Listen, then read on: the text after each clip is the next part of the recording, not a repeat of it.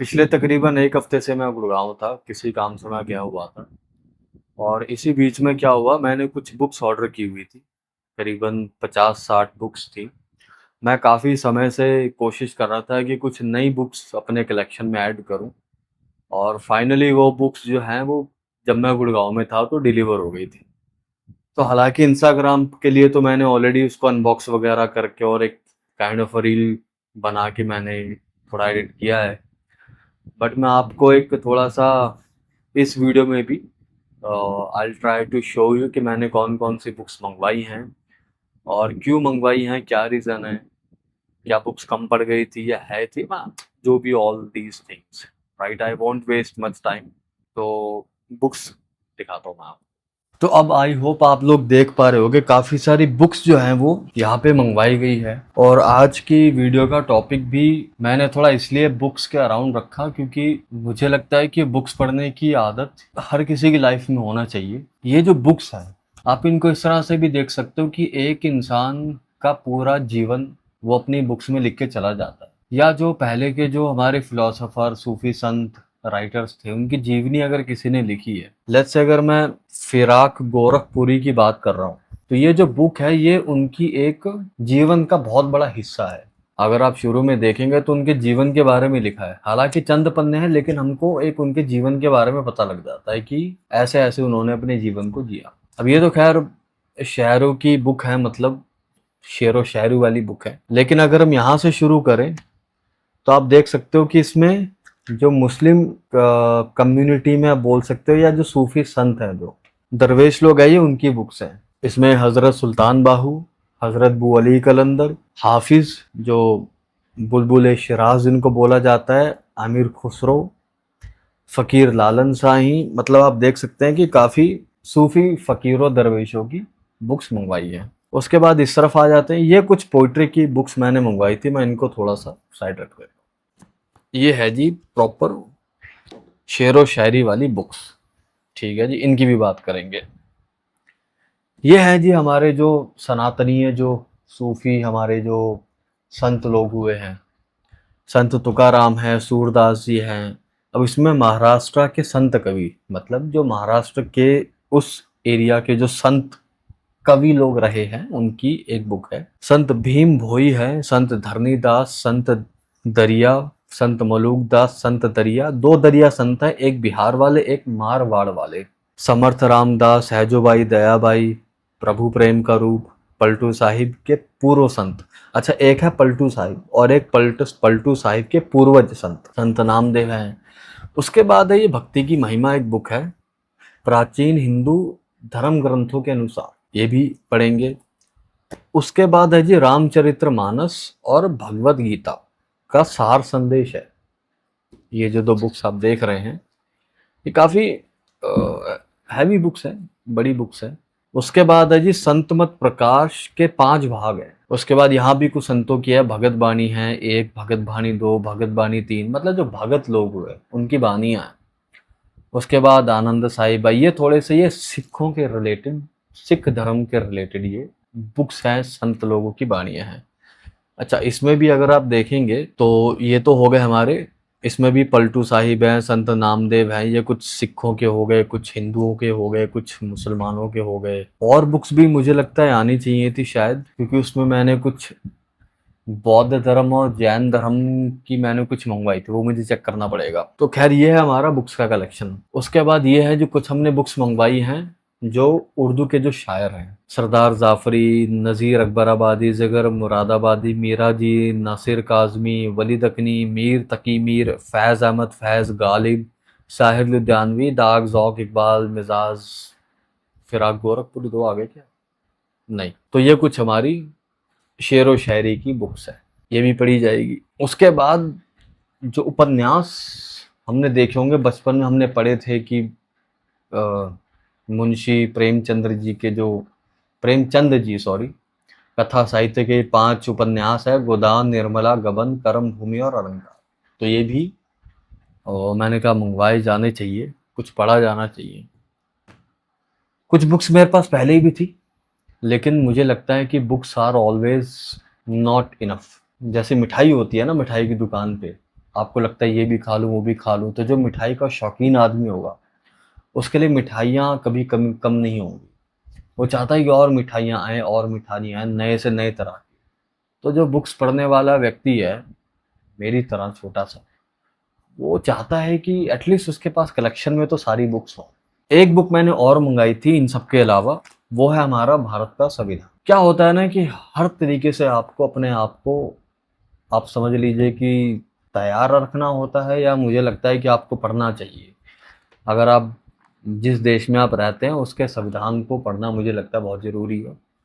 ये सारी बुक्स आपको धर्म कर्म करना सिखाएंगी, लेकिन संविधान आपको कैसे अपने देश में अपने नियमों के अनुसार आपको रहना चाहिए, उसके बारे में आपको बताता है।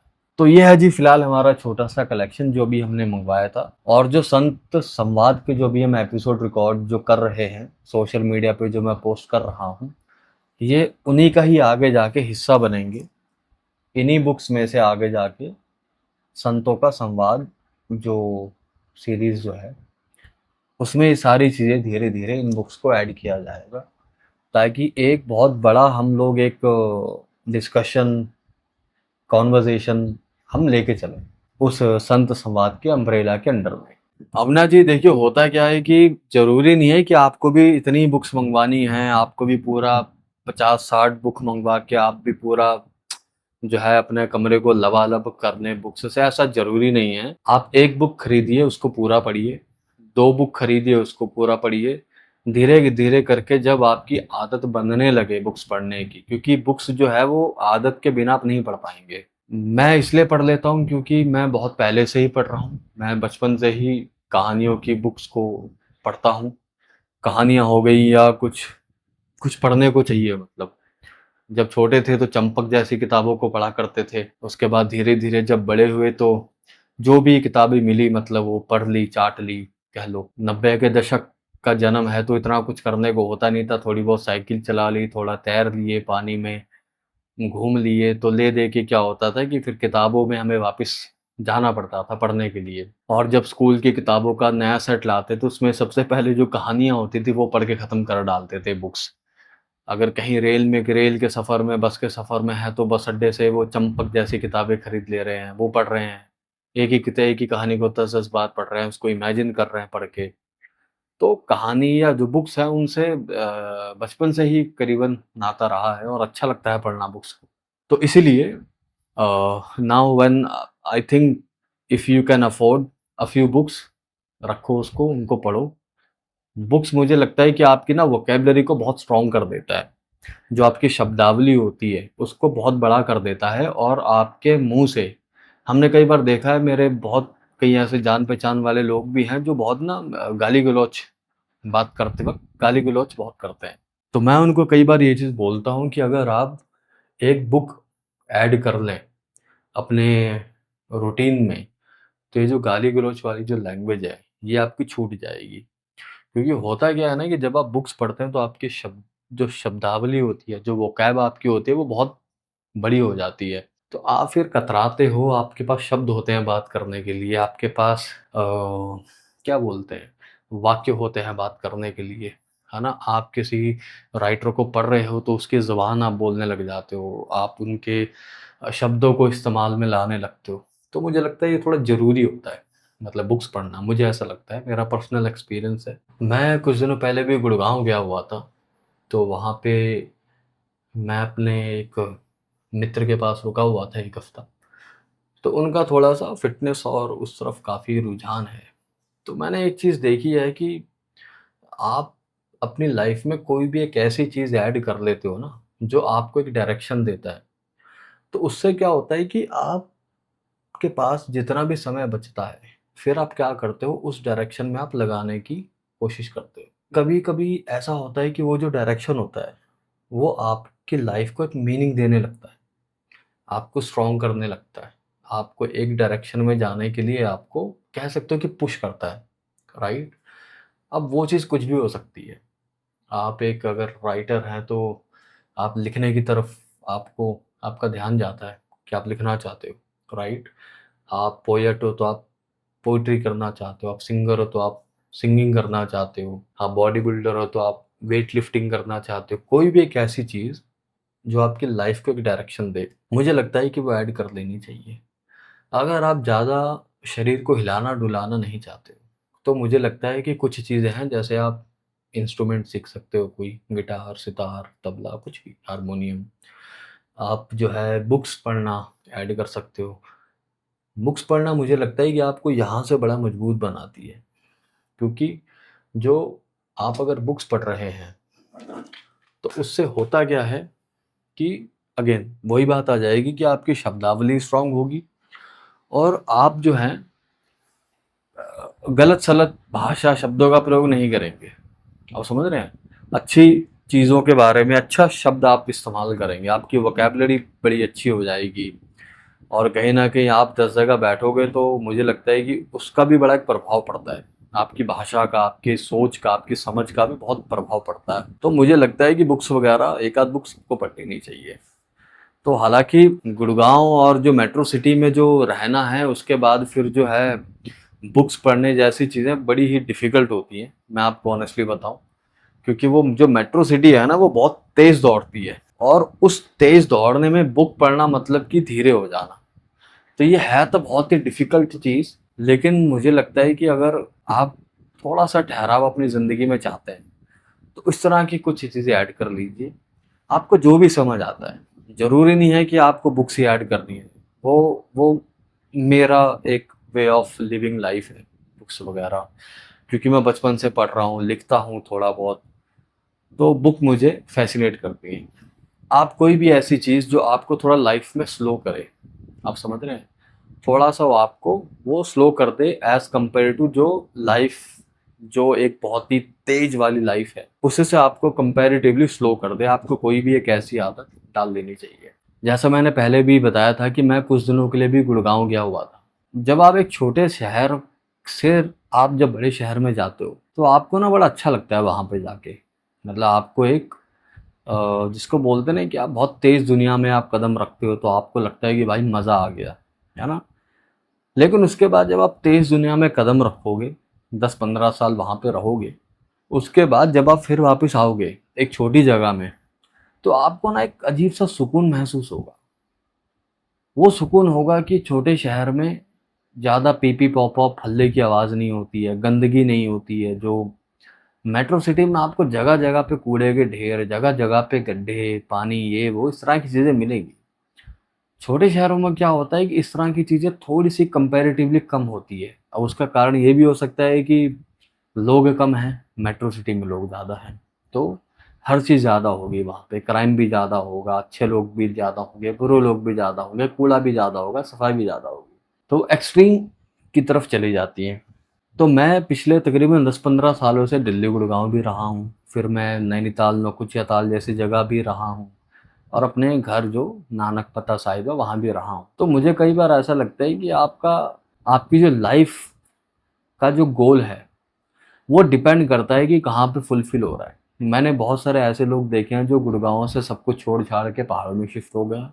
मैंने ऐसे भी लोग देखे हैं जो लोकल के जो पहाड़ के व्यक्ति हैं, वो गुड़गाँव शिफ्ट हुए हैं। तो वो डिपेंड करता है कि आप किस डायरेक्शन में जाना चाह रहे हो, आपकी चाहत क्या है। अगर आप सुकून वाली लाइफ़ चाह रहे हो, अगर आप चाहते हो कि भाई एक स्लो लाइफ़ हो, तो मुझे लगता है कि छोटे शहर में किसी टियर 3, टियर 2, 3 सिटी में या पहाड़ों की साइड आप मतलब आप शिफ्ट कीजिए और एक होता है ना कि पीसफुल लाइफ़ आप बिताइए। लेकिन वहाँ पे चीज़ ये भी आ जाती है कि एक फाइनेंस का जो रिसोर्स है, इनकम का जो रिसोर्स है, वो आपके पास होना चाहिए किसी भी तरीके से। या तो कोई पैसिव इनकम हो, कोई बिज़नेस हो जिसमें आपका पैसा आ रहा है, या फिर आप वहीं पे ही कुछ कुछ लोग मैंने देखे हैं कि बगीचे वहाँ पे बना रहे हैं, कुछ लोग अपना स्टे बना रहे हैं। तो इस तरह का काम आप कर सकते हैं। लेकिन अगेन देखा-देखी नहीं, अगर आपको लगता है कि आपका पर्पस जो है वो बड़े शहर में मेट्रो सिटी में फुलफ़िल नहीं हो रहा है and now you वांना shift somewhere peacefully and in a quite environment, तो ही आप छोटे शहर की तरफ जाइए। अब देखिए, बात हम कर रहे थे बुक्स के अराउंड, लेकिन कहीं न कहीं बात इस छोटे से एक्सपीरियंस की तरफ चली गई, जो मैं अभी महसूस करके आया हूँ। क्योंकि मैं बहुत कम एज में ही 18-19 साल की एज में ही गुड़गाँव चला गया था। शुरू-शुरू में अच्छा लगता था गुड़गाँव में घूमना, एक इंडिपेंडेंसी थी, आज़ादी थी। एक जो घर का जो वायलेंस होता है, जो डोमेस्टिक चीज़ें होती हैं, उनसे आप दूर होते हो। वहाँ पे आपको कोई नहीं बोलेगा कि चीनी लेके आओ, चावल लेके आओ, घर पे अगर कोई लड़ाई हो गई है तो कोई, आप उन सब चीज़ों से परे हो जाते हो। लेकिन वहाँ पे भी आपके अपने चैलेंजेस शुरू हो जाते हैं, राइट? ये जो कंटेंट बनाने की जर्नी है, ये इसीलिए ही शुरू की गई थी कि 10, 15, 16, 17 साल कॉर्पोरेट में जॉब करने के बाद, मेट्रो सिटी में तकरीबन जो भी चीज़ें एक्सपीरियंस करने लायक हैं, वो एक्सपीरियंस करने के बाद, now at one point you need a peace in your life, and for that you need to shift somewhere where all these loud voices are not welcomed at all. और मैं उत्तराखंड से हूँ, तो मैं चाहता था कि उत्तराखंड में ही शिफ्ट हूँ, लेकिन फिर चैलेंज ये आता है कि किया क्या जाए, क्योंकि अगर कॉर्पोरेट में जॉब नहीं करना चाह रहे हो आप कुछ बिजनेस नहीं करना चाह रहे हो, या एक जो होता है ना कि फेस टू फेस इंटरेक्शन आप नहीं चाहते हो लोगों के साथ, आप चाहते हो कि आप क्वाइटली एक डिस्टेंस मेंटेन करके रखो, वहाँ से शुरुआत होती है मेरे इस कंटेंट बनाने की। अब ज़ाहिर-सी बात है, कंटेंट बनाना है तो मैं जिस फ़ील्ड में हूँ, जो मेरे अंदर की जो चीज़ है, मैं उसी को ही सामने ला के उसका कंटेंट बना सकता हूँ। That's where these books comes in. ये जो बुक्स का रोल है, वो यही है, क्योंकि literature, poetry, music, art, spirituality, yoga, meditation, इन्हीं के अराउंड ही मुझे लगता है कि I can make content, not as in that I am teaching something, but as a that I'm experiencing all these things and I'm sharing my journey with all of you, right? So ये जो books मंगवाने का जो part था, ये भी उसी का ही एक छोटा सा पार्ट है, क्योंकि जो संत संवाद की जो मैं सीरीज़ बना रहा हूँ, उसमें बुक्स चाहिए। उसमें इस तरह की बुक्स चाहिए कि मैं छोटे-छोटे पार्ट्स में, 2-2, 1-1, 3-3 मिनट के पार्ट्स में, तो जो बड़े-बड़े जो सूफ़ी संत लोग हैं, पैगंबर लोग हैं, पीर लोग हैं, इनके जो थॉट्स हैं, वो शेयर कर पाऊँ। मैं ये नहीं बोल रहा हूँ कि मैं कुछ प्रीच कर रहा हूँ, मैं कोई ज्ञानी पंडित हूँ, नहीं हूँ। मैं I am also a reader, I am also a practitioner of all these things, right? तो काफ़ी दिनों के बाद थोड़ा एक्साइटेड भी हूँ, क्योंकि इतनी सारी बुक्स मैंने पहले कभी देखी नहीं। पहले हमेशा मैं 2-2, 3-3 करके ही बुक्स ले आता था। पास में ही जो है राधा स्वामी का जो डेरा है, हालाँकि मैं जाता नहीं हूँ वहाँ पे, ऐसा कुछ, मैं I don't believe in their ideology, but the books they publish, and the at the price rate they publish, it's very amazing। मतलब कोई भी बुक ऐसी नहीं है जो 300-400 रुपए की है, सब 25, 30, 45, 50, 30, 40, 15, 20, 30 रुपए की है, तो ऐसे हैं। तो ये बुक्स मैंने मंगवाई थी जब मैं अभी गुड़गांव गया था, मतलब पहले भी मंगवाई थी, बट मैं जब in Gurgaon, I was in Gurgaon, so ये जो बुक्स हैं, ये डिलीवर हुई हैं, और अब इनको हम आगे और संत संवाद की जो सीरीज़ है उसमें ऐड करेंगे।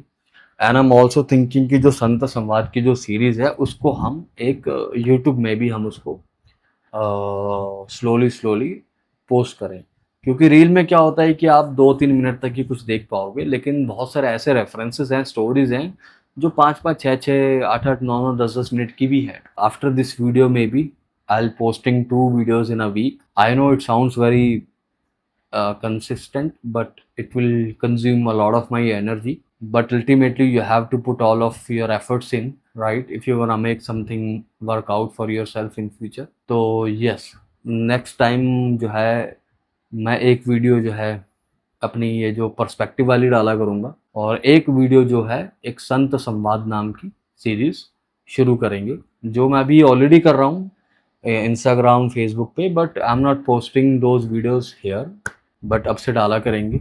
एंड आई होप कि you are doing good in your life, और ऐसे ही चैनल को आप देखते रहिए और अपना प्यार बनाए रखिए। Do subscribe if you like the content, and like, share, subscribe, and share with your loved ones। Have a good day। Bye bye। Thank you।